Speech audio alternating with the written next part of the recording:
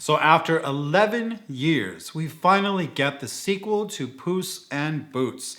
We're talking about Puss in Boots: The Last Wish. Just in time for the holiday season, I was super excited to see this movie because I'm a huge fan of Puss in Boots and the Shrek series and Antonio Banderas and the way he portrays Puss in Boots. It is so much fun. So I was really looking forward to this movie. And I am so glad that I saw this movie because I got to tell you, I fell in love with Puss in Boots all over again. Again, it's been 11 years since we last saw him in a movie.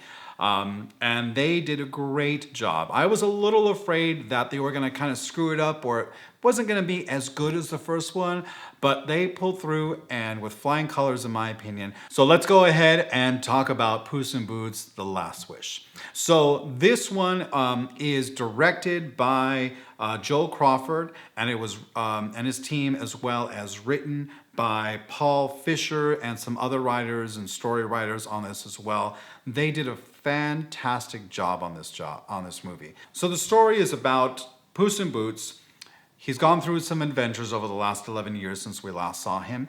And during those adventures, he's, well, used up some of his 9 lives, as a cat does have, right? So during this movie, he finds out that he is pretty much on his last life out of 9. And he hears of a legend where there's something in the horizon where he can get one wish. And his plan is to search out this legend, get the wish so that he can wish to get his 9 lives back so he can continue on with his adventures, going forward. So that's essentially the premise to this movie.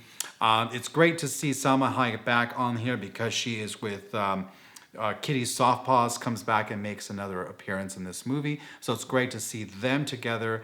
I think, how many movies have they done together so far? Salma Hayek and Antonio Banderas. I think it's probably about, I'm going to guess about 5 or 6 probably at this point, starting with, what is it, Desperado? No, Desperado? Yeah, I think it's Desperado. So yes, they work great together. I know they're great friends and everything behind the scenes. So they're back together again, and they make it work. They have such great chemistry, even just vocally, through voice acting. It's great to see them together. Also, we have some other great voice talents on this one, like Florence Pugh.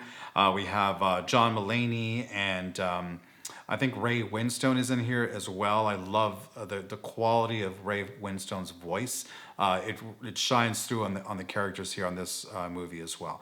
I think that this movie is very strong in a lot of ways, but I think one of the biggest ways that this movie shined, in my opinion, is that they brought some new, amazing, and memorable characters. So I'll give you a hint. Like, there's one Goldilocks that is played by Florence Pugh, and that character is so great.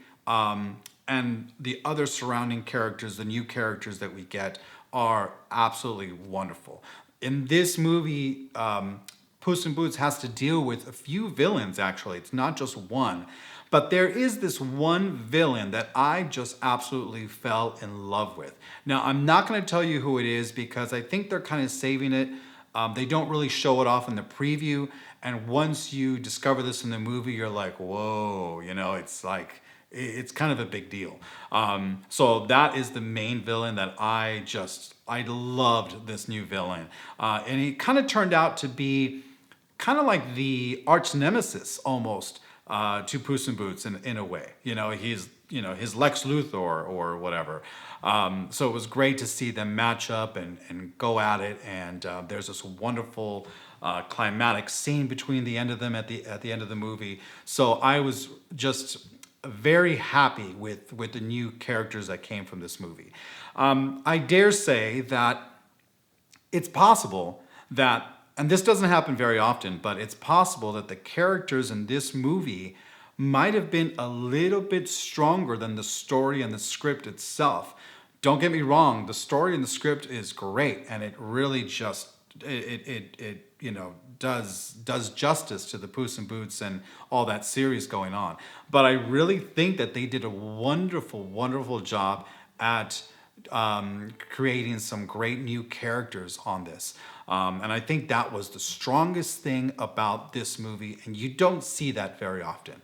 With any movie, even if it's an animated movie, character development is sometimes left a little bit to the sidelines and the story takes over, the action takes over. But in this case, I think the characters really, really shine through on this movie.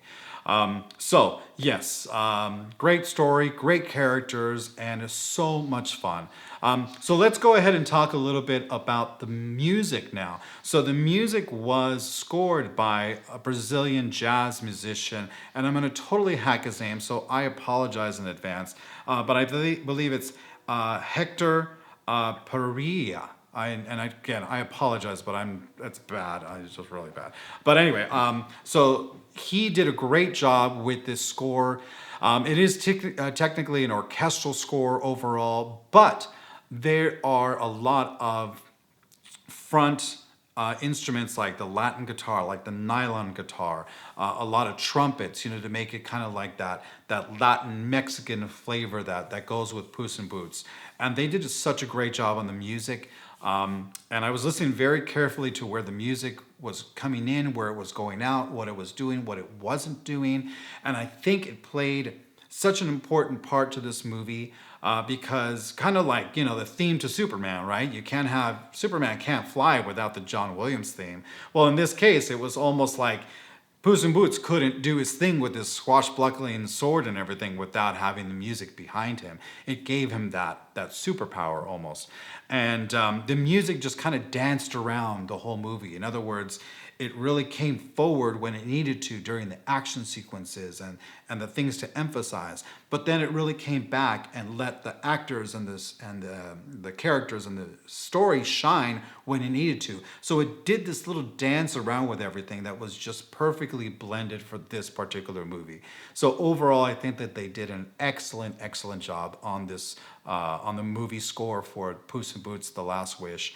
And once it comes out on streaming service, I really plan to just listen to it on its own because I think I'm just going to love that Latin influence score. So anyway, so it was great. I believe some of the orchestrators on this were Robert Adams, Michael J. Lloyd, and some others. He had a wonderful team. So there were some wonderful singers, individual instrumentalists, as well as your orchestral sections. And I believe it was recorded at Air Lyndhurst Studios in London, and then mixed somewhere in Los Angeles, probably Santa Monica Studios or something like that. So they did a great job on the music, and I would again just listen to it on its own. I think it did a really, really, really good job. Would I see this movie in the movie theater, or would I wait for it to come out in the television? I would say that, and it is an animated movie, so there are some animated movies that you could probably wait to just see it at home, right? But in this particular case, I would really recommend that you see it in the theater. I know they're slating it for the holiday season this year, but there is a certain power that is given to this movie in the movie theater. And I think that with all the action sequences and all the beautiful colors and the animation style, let's talk about that for a minute. The animation style is slightly different in this one than the original Puss in Boots and all the Shrek series. This one had a little bit of a different flavor to it, and I really liked it. It was almost like an animated sketch, like almost like a little sketchy thing that's animated. It's moving along, sort of a thing. And I think they did a really beautiful job at it. The colors on this movie were just gorgeous, absolutely gorgeous.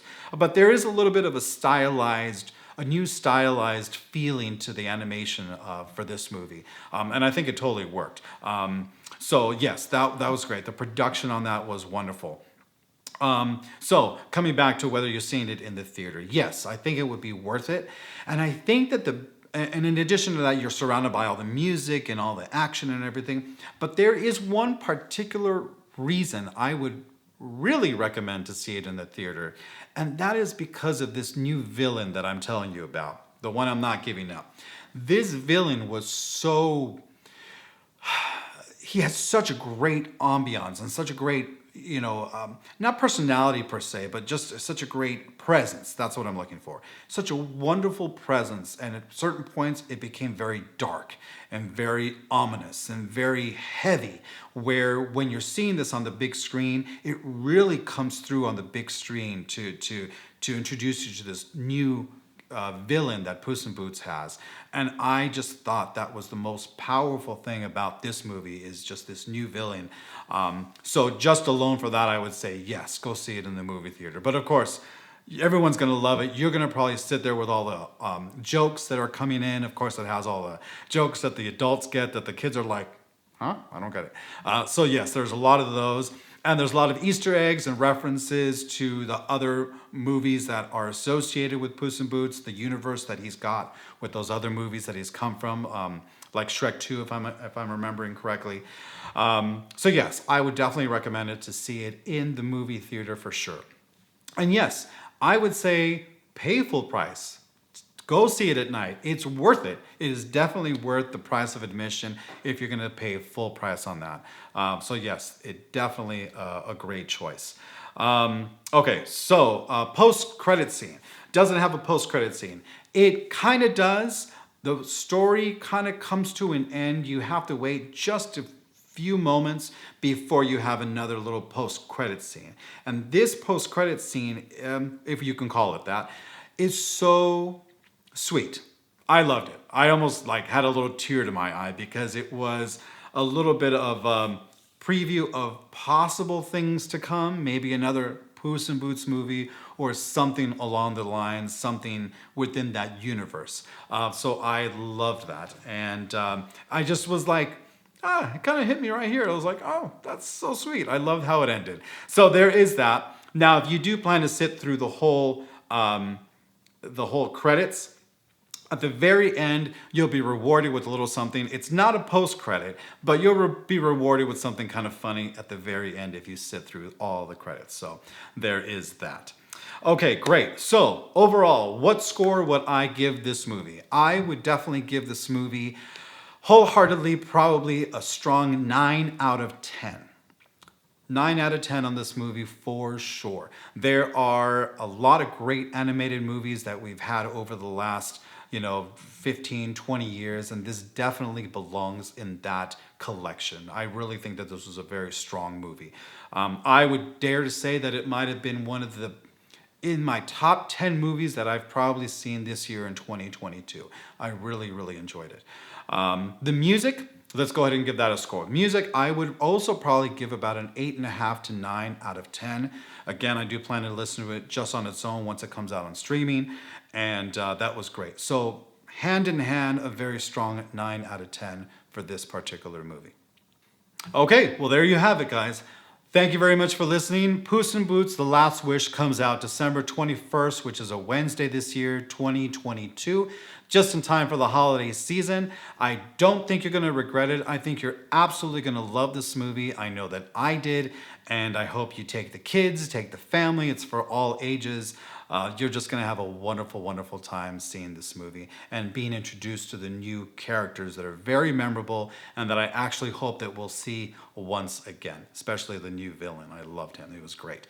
All right, folks, thank you very much for sticking around. My name is Santiago Valencia. Hope you have a wonderful holiday season. Have a wonderful new year.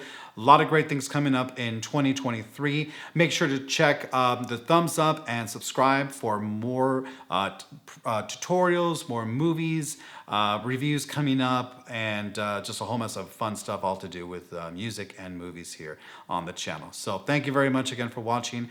My name is Santiago Valencia. Until then, it's been a real slice, and have a wonderful day. Thank you so much. Take care.